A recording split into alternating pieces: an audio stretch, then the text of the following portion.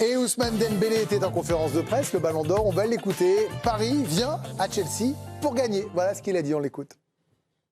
Il va falloir rester très très concentré dans ce match et comme je l'ai dit, notre mentalité, nous, elle ne va pas changer.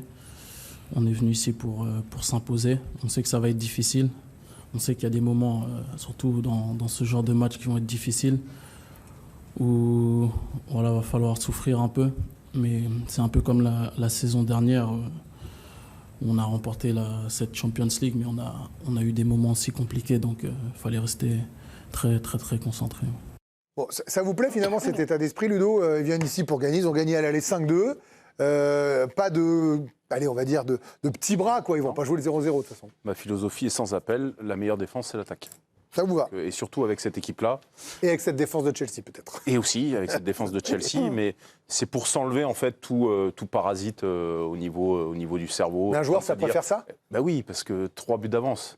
Et votre cerveau, il vous dit quoi? Je sais pas, j'ai jamais eu 3 buts d'avance. Il m'a jamais rien dit, moi. Donc. On va gérer. Ça fait longtemps que mon cerveau. On va les gérer les 3 buts d'avance. Pas besoin de. On va plutôt les laisser venir. Et puis, oui, non, je crois que justement, le PSG doit mener cette bataille en essayant de marquer le premier pour éteindre tout de suite psychologiquement Chelsea. Ils en ont les moyens parce que cette équipe va être obligée de s'ouvrir avec 3 buts. Donc non, c'est la bonne option à mon avis, mais. Voilà, avec Luis Enrique, j'en attendais pas moins. Hein. Je ne pensais pas qu'il allait jouer petit bras. Ils vont rester dans la philosophie habituelle, et tant mieux. Le regard du coach sur ça, Vicage Dorasso, aussi pareil, ça vous plaît bien d'arriver comme ça? Pour les joueurs, c'est presque plus facile à assimiler, quoi. On y va, on joue notre jeu. C'est Dembélé qui parle et pas Luis Enrique. Ouais, j'imagine qu'ils sont tous conditionnés, non? Enfin, je sais pas, peut-être que j'ai tort. Hein. Le but, c'est de se qualifier. C'est pas de gagner le match, c'est de se qualifier, de passer. Et plus ils vont jouer pour marquer des buts rapidement, plus ils vont être sûrs de se qualifier. Mais je veux dire, ils n'ont pas de score à refaire, ils ont 3 buts d'avance, c'est énorme. Je veux dire, quand on est le Paris Saint-Germain, et moi je serais Luis Enrique, je préparais le match pour aller le gagner. Moi, vous savez, rarement mes entraîneurs m'ont dit il faut gagner ce soir. Non, mais ils auraient pu faire comme Pocognoli, vous voyez, qui avait dit contre la Juve, on va jouer match nul, par exemple. Faire un match nul, d'ailleurs, ils l'ont réussi. Ouais, c'est pour ça que je prends cet exemple. Réalisé, donc c'était pas mal. Et en tout cas, de dire qu'on va essayer de marquer un but rapidement, notamment en première mi-temps, c'est pas mal aussi, oui. On va écouter d'autres déclats, on va en parler, on va faire du ping-pong là ce matin. Ce début d'émission, oui, il est tôt ce matin dans l'émission, il n'y a rien qui va. Je ne regrette rien, c'est ce qu'il dit sur ses déclarations d'après le match de Rennes. Non, je ne le regrette pas du tout. Comme je l'ai dit, je pense qu'il n'y a que comme ça que le Paris Saint-Germain peut gagner. Et après, ça a été une petite phrase pour toute l'équipe et je pense que ça a porté ses fruits. Je pense qu'il y a certains matchs où on pouvait faire la passe au joueur le mieux placé, mais ça s'est réglé très très vite. Il n'y a pas eu de dispute ou de choses comme ça dans le vestiaire.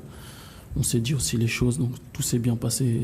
Voilà, c'est des joueurs, c'est un groupe intelligent, donc on se tire tous vers le haut et voilà, comme je l'ai dit, on met le Paris Saint-Germain devant, quoi. Karim et Charlotte, on va parler de ça. Il a dit, voilà, ça a porté ses fruits même. Pour lui, ça a marché ce qu'il a dit. J'adore le fond, je suis moins fan de la forme. J'adore Ousmane Dembélé, j'aime ce qu'il dit et c'est hyper intéressant d'assumer ces propos-là. Juste sur la oui, il assume ça. Juste sur la déclaration d'avant, je ne le voyais pas dire non plus, on va essayer de jouer le match nul, machin. Ça aurait été incongru et on en aurait parlé pendant 20 minutes. Donc logique qu'il puisse dire on va chercher la victoire là-bas. Après, sur ce qu'il dit, il ne regrette pas. Il aurait pu faire une sorte d'amende honorable et dire oui, c'était dans le feu de l'action, après une défaite, j'étais déçu. Oui. Franchement, il assume. Je suis pas sûr que ce soit cette phrase-là qui ait piqué véritablement les coéquipiers de Dembélé au PSG. Il montre sur le fond qu'il a ce statut aujourd'hui de joueur très important dans cet effectif. La star du PSG, c'est lui. Il est ballon d'or en titre. Sur la forme, et ça ne concerne que moi, c'est juste mon avis, j'aimerais qu'il soit un peu plus imposant en conférence de presse. On n'entend pas tout le temps, mais là, par exemple, d'être un peu plus, avec plus de coffre et avec plus de leadership. Et dans cette conférence de presse-là... C'est pas trop lui, ça, a priori. Non, mais c'est un joueur mature aujourd'hui. C'est un cadre du PSG. C'est un cadre de l'équipe de France. Vous faites trop de télévision. Et on a besoin... Non, c'est pas ça. Je comprends qu'en début de carrière, vous puissiez avoir ce type d'attitude-là. Aujourd'hui, avec son statut, il a le droit, en fait. Voilà, c'est ce que j'ai envie de dire, c'est qu'il a le droit aujourd'hui d'être un peu plus imposant en conférence de presse. Je joue trop de rôle à la télé. Pardon ? Trop de rôle. Non, c'est pas ça, mais c'est un cadre aujourd'hui. Il est à la trentaine. Oui, mais pas encore. C'est sa personnalité.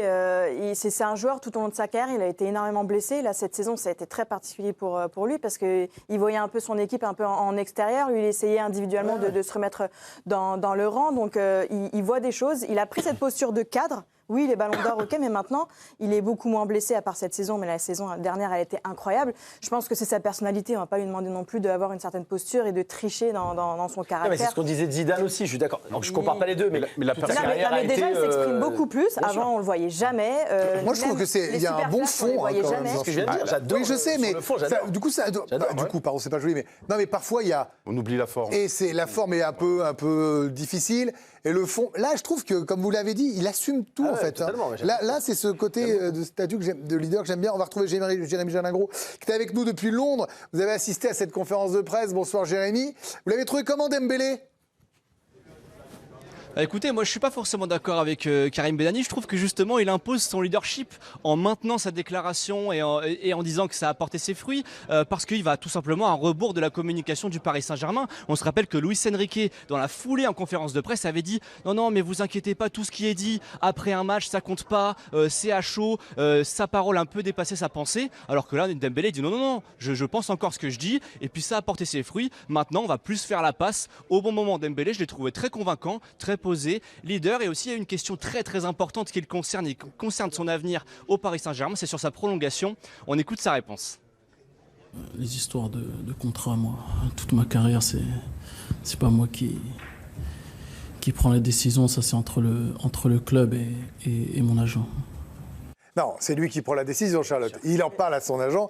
Là, il veut dire qu'il n'est pas impliqué là-dedans, qu'il laisse faire et que quand la propale arrive, il va y jeter un œil. C'est ça que ça veut dire. Les agents conseillent, son entourage conseille, mais c'est lui qui prend la décision. Mais lui, il veut juste pas en parler. Hein. C'est juste de la com. Là, non, mais il dit quand même aucune raison de ne pas prolonger aussi au Paris Saint-Germain. Il est obligé de dire ce discours-là. Ah, je sais. Je suis pas sûr. Ah ouais. Il aurait pu aussi dire, Ludo, là, je me concentre sur le match. On verra dans 2-3 mois. J'ai des envies. Maintenant, le club a fixé des limites. Je sais pas, il aurait pu naviguer à vue. On lui aurait reproché peut-être s'il a... Je sais pas. Non, mais je trouve que là, il déclare un peu son amour. Oui, et puis il y a la possibilité aussi de... Le Paris Saint-Germain est clairement maintenant avec la possible prolongation de Luis Enrique qui est aussi dans les petits papiers.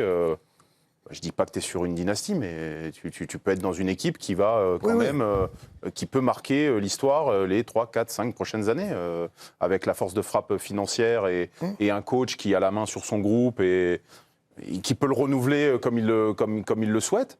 Je crois qu'il faudra compter avec Paris dans les derniers carrés, comme l'a fait des grandes équipes comme le Bayern, le Real et tant d'autres. Donc, oui, pour ça, il faut continuer ton épopée cette année. En fait, je suis d'accord avec toi, mais il faut que cette année, tu valides l'année 1. Parce que si tu t'arrêtes en quart, et je ne le souhaite pas pour le PSG... C'est bien parti pour quand même. Oui, mais le, tu sais pas, le prochain tour, c'est Liverpool ou Galatasaray. Oui, mais attention. Ça te laisse quand même une ouverture jusqu'au dernier carré. Après, si vous faites en 3 ans demi, vainqueur, demi, c'est pas dégueu. Non, c'est pas infamant, mais on attend malgré tout que le PSG... Non, mais on attend malgré tout que le PSG ait à minima en demi. Maintenant, oui. Enfin, déjà à la base, mais alors encore plus depuis l'an dernier. Pour valider, et je suis complètement d'accord avec toi, et pour ça, il faut le tampon. Il faut le tampon de la demi minimum. Ils ont validé leur projet en gagnant et ils ont les moyens financiers de renouveler tous les ans pour aller viser sans arrêt le carré. Même s'ils s'arrêtent aujourd'hui, même en 8e de finale, l'année prochaine, ils repostuleront pour la demi, pour la finale. Oui, mais ce qui veut dire, c'est que sur le terme de dynastie, après, il peut y avoir une année de creux dans une dynastie. Elle est liée à une victoire en Ligue des Champions, elle n'est pas liée à une demi. Ah, non, une dynastie, oui. C'est imposé comme en fait, sur 3 années, il faut en gagner 2. Si tu t'arrêtes en 8e ou en quart, depuis des années. Ça leur enlève pas du tout la Ligue des Champions. C'est ta force financière qui te pose en futur vainqueur. Si c'était le cas, il y aurait beaucoup d'équipes qui auraient fait des dynasties. Chelsea a beaucoup d'argent, par exemple. Ils n'ont pas fait de dynastie jusqu'à présent et en plus, ils auront quelques pépins.